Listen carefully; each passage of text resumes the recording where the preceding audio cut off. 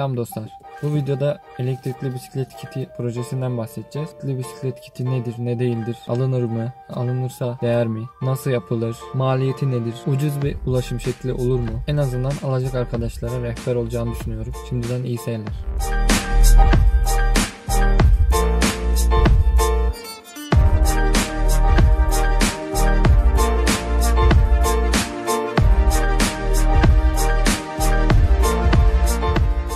Öncelikle fikir nereden çıktı? Fikir bisikletin ulaşımda yetersiz kalmasıyla ortaya çıktı. Okula işe giderken yorulmalar başladı, özellikle yokuşlarda. Ben Ankara'da yaşıyorum. Ankara'da Mamak özellikle yokuşlarıyla meşhurdur. İyice ayaklarımız pert olmaya başlayınca böyle bir çözüm bulalım dedik. Ve araştırmaya başladık. Yaklaşık 1-2 hafta araştırdıktan sonra elektrikli bisiklet kiti almaya karar verdim. Pillibisiklet.com'dan sipariş verdik. Ürün İstanbul'dan kargo ile geldi Ankara'ya. Gelir gelmez dakika bir gol bir jant yamuk çıktı. İkinci golde pilin kadroya sığmaması oldu. Özellikle belirttiğim halde marka model pil olur dediler ama olmadı maalesef.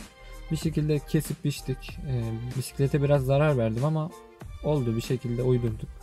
Hallettik. Montajını yaptım. Kendim yaptım. Pilli bisiklet bu konuda hiç yardımcı olmadı. Teknik destek olsun, bilgi olsun. Yetersiz kaldılar. Özellikle Mustafa Tahir Çolpan diye bir beyefendi var. Kendisi hiç yardımcı olmadı sağ olsun. Yani adamlar malını satana kadar, malını sattıktan sonra hiçbir destek görmedik.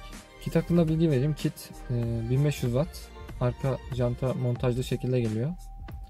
Sizin bu janta sonradan dişli falan almanız gerekiyor. Bunlar teknik konular, biraz biz de bilgisiz olduğumuz için bunları böyle acı tecrübelerle öğrendik. Lityum iyon bataryası yanında geliyor. Göstergeler, kablolar. Maliyetinden bahsedecek olursak 3850 TL'ye geldi bize. Peşin olarak aldık. Sonra tabi iade ettik, o konuları konuşacağız. Kiti 2018 Nisan ayında aldım. Yaklaşık 3 ay kullanabildik maalesef. Kiti bisikleti taktıktan sonra yaklaşık 30 kilometre bir menziliniz oluyor pille. Ama pedal atarak da gidebiliyorsunuz tabii ki. Piliniz bittikten sonra veya pedal destekli bu mesafeyi uzatabiliyorsunuz. Pedal desteğiyle kullanırsanız. Yokuşlarda özellikle pedal desteği şart. Kendi gazla gitmiyor yani. O kadar güçlü bir motora sahip değil. Bisiklet 50-60 km arası bir hıza ulaşıyor. Yokuş aşağı 65 falan gördüğüm oldu. Pil full doluyken tabii bu. Aldığımıza kesinlikle değmedi. Özellikle pillibisiklet.com bunda çok etkili. Pişman olduk yani. Kit zaten 3 ay sonra bozuldu. Şöyle anlatayım. Batarya yolda giderken kesti. Enerji yok yani. Enerji bitti yani. Yolda kaldık. Çoğu kez yolda kaldım. En az 4-5 kere yolda kalmışımdır. Çok kaldım. Ya çok acayip yolda kaldım yani. Yürüdüm, yokuş çıktım, bisiklet elimde. Bisiklete kiti taktıktan sonra yaklaşık 25 kilo gibi bir ağırlığa ulaşıyor. Kitin toplam ağırlığı 9 kilo. Bisiklette 14-15 kilo arası. Özellikle yolda kaldığınız zaman zor durumlar yaşıyorsunuz. Yokuşta özellikle pedal atamıyorsunuz. Elinizde çıkarmak zorunda kalıyorsunuz. Kiti zaten iade ettik. Bu süreç çok sancılıydı. Ondan hiç bahsetmeyeceğim zaten. Tabii kiti geri alırken de sorun çıkardılar bu konuda. Neyse iade ettik kiti. Bisikletten yani nefret ettirdiler. En son bisikleti bıraktık. Her şeyini sattık. Bisikleti sattık. Kiti zaten teslim ettik. Kaskımdan arka stop lambasına kadar bisikleti sattım parça parça. Sonuç olarak şunu söyleyeyim.